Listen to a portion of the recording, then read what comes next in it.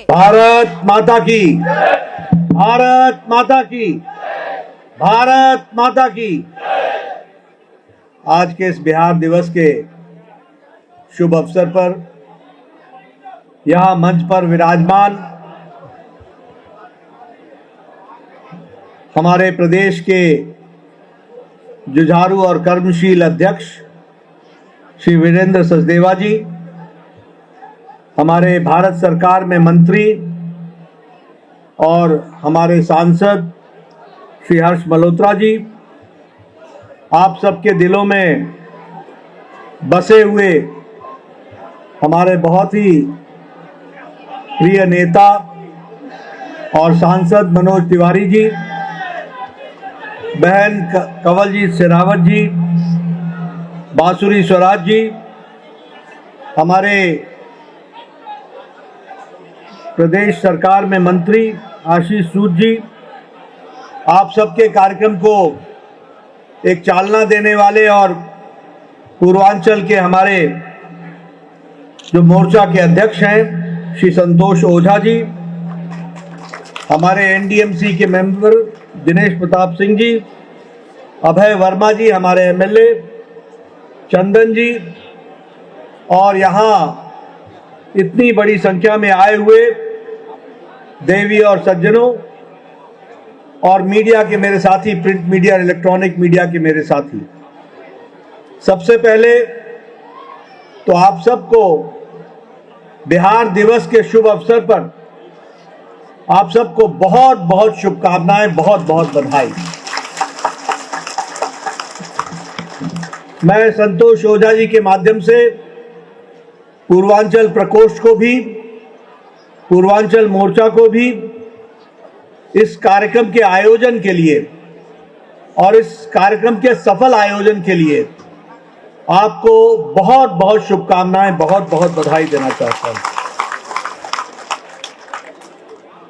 मैं आप सबको एक विशेष बात के लिए भी बहुत बहुत धन्यवाद देना चाहता हूं कि अभी अभी विधानसभा के दिल्ली के चुनाव हुए और यहां जो एक तरीके से अमावस्या लगी हुई थी, अंधेरा छाया हुआ था,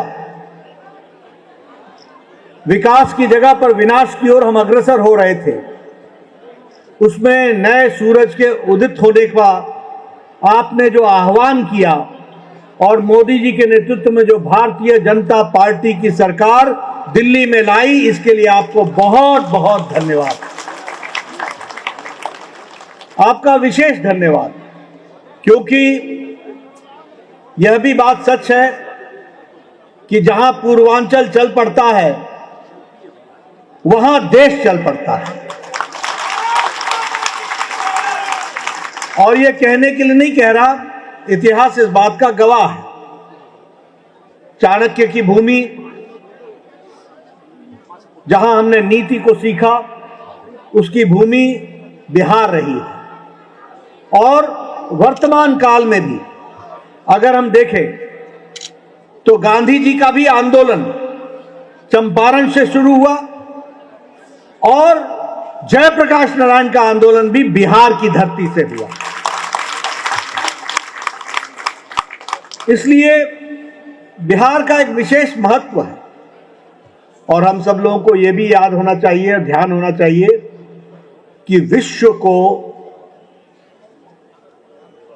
प्रजातंत्र देने का तंत्र अगर कहीं विकसित हुआ तो वह भी बिहार की धरती पर हुआ। बिहार का एक अपना गौरव है, एक तेजस्विता है, एक कर्मशीलता के साथ खड़ा होने की ताकत है। और ये आज की बात नहीं कर रहा, नालंदा की बात कीजिए, विक्रमशिला की बात कीजिए, ये प्रसिद्ध विश्वविद्यालय बिहार की धरती पर विद्यमान थे। और नहीं सिर्फ देश के लोग वहां अपनी विद्या ग्रहण करने आते थे, बल्कि दुनिया के लोग आया करते थे। इस बात को भी हमको ध्यान रखना। यह गौतम बुद्ध की प्रदेश भी रहा। गौतम बुद्ध को ज्ञान बिहार की धरती पर हुआ। बोध गया जिसे हम कहते हैं। सम्राट अशोक ने अगर अहिंसा का पाठ सीखा और अहिंसा की तरफ चलने का अगर मन बनाया तो वह भी कहीं और नहीं था, वह बिहार की धरती पर था। मां जानकी, वाल्मीकि जी, महर्षि विश्वामित्र, कोकिल विद्यापति जी, हमारे महान नीतिज्ञ चाणक्य और गणितज्ञ आर्यभट्ट, ये सब बिहार की धरती के उपज हैं। ये भी हमको ध्यान रखना। ये जो हमारी ताकत है, जिस ताकत ने हमको नहीं सिर्फ देश में स्थापित किया बल्कि दुनिया में स्थापित किया है। आपको दुनिया के हर कोने में कहीं भी आप जाइए तो आपको मैथिली बोलने वाला, मगही बोलने वाला, भोजपुरी बोलने वाला मिल जाएगा। ये आपको ध्यान रखना।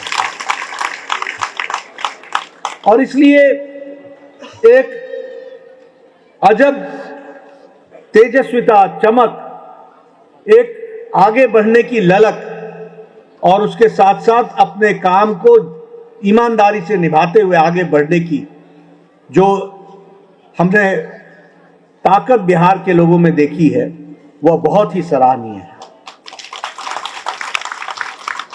हमें यह भी नहीं भूलना चाहिए कि 8वीं शेड्यूल में मैथिली भाषा को लाने वाले और कोई नहीं थे, भारत के प्रधानमंत्री अटल बिहारी वाजपेयी। इसलिए जो सामर्थ्य है, और मेरा तो भावनात्मक संबंध बिहार के साथ है।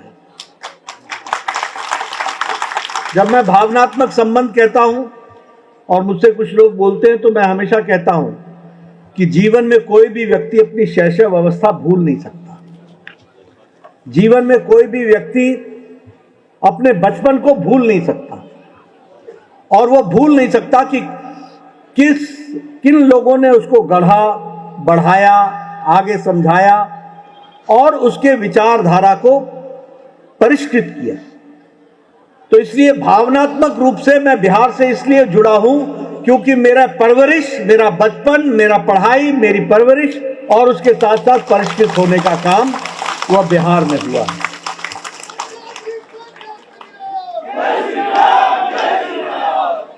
हमें बिहार के संदर्भ में एक बात जरूर बोलनी है, और वो मैं जब विद्यार्थी था तब भी बोलता था और वो मैं अभी भी बोलता हूं।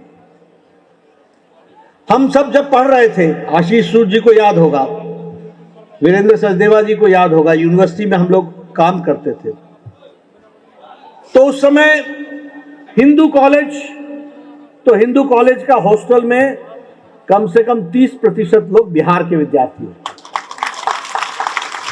किरोड़ीमल कॉलेज कम से कम 40% विद्यार्थी बिहार के होते।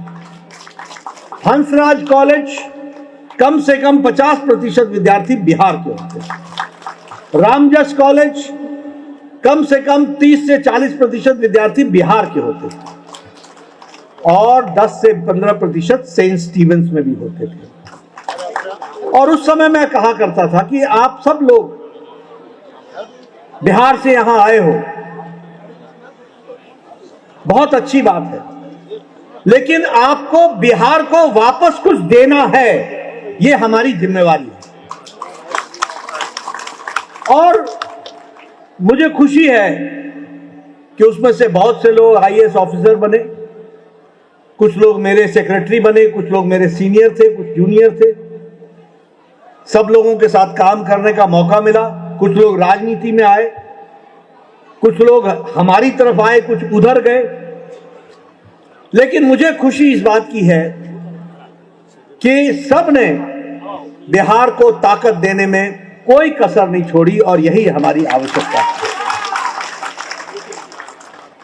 लेकिन मैं यहां यह भी कहना चाहता हूं कि बिहार ने एक परिस्थिति पलटती हुई देखी, और उसकी भी मैं चर्चा करना चाहता हूं।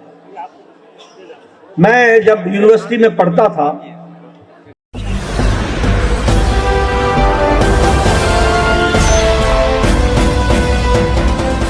आप देख रहे हैं लाइव न्यूज 9 99 राष्ट्र सबसे पहले।